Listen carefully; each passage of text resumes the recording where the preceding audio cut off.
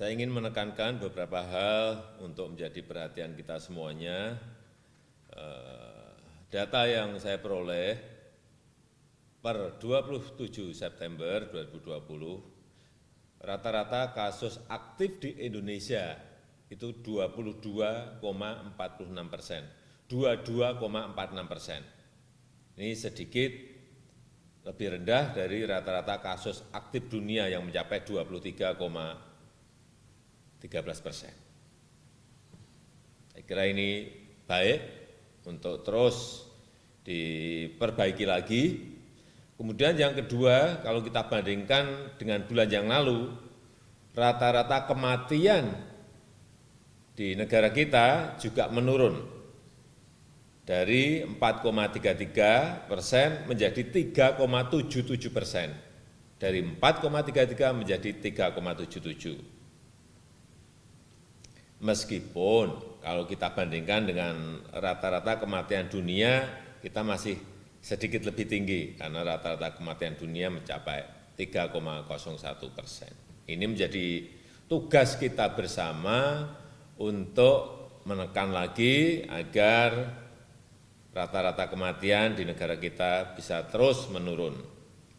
Kemudian rata-rata kesembuhan di negara kita yaitu 73,76%.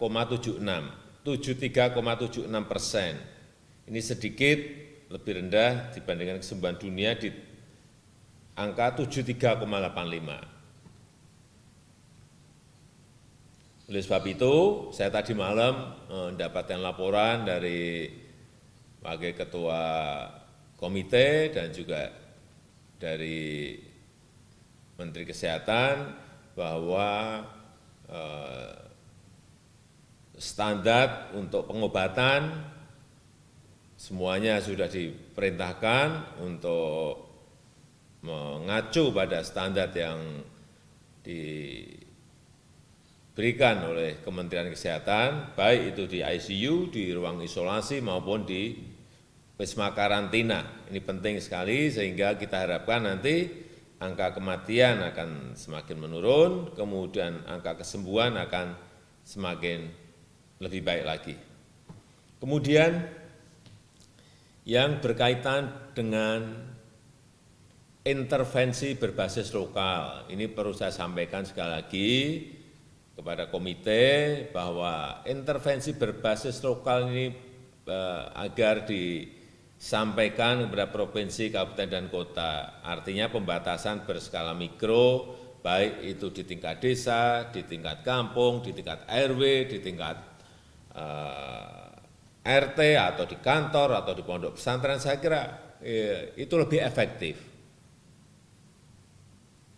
Mini lockdown yang berulang itu akan lebih efektif. Jangan sampai kita generalisir satu kota atau satu kabupaten, apalagi satu provinsi, ini akan merugikan banyak orang. Kemudian yang terakhir, saya minta untuk rencana vaksinasi, rencana suntikan vaksin itu direncanakan secara detail seawal mungkin. Saya minta dalam 2 minggu ini sudah ada perencanaan yang detail,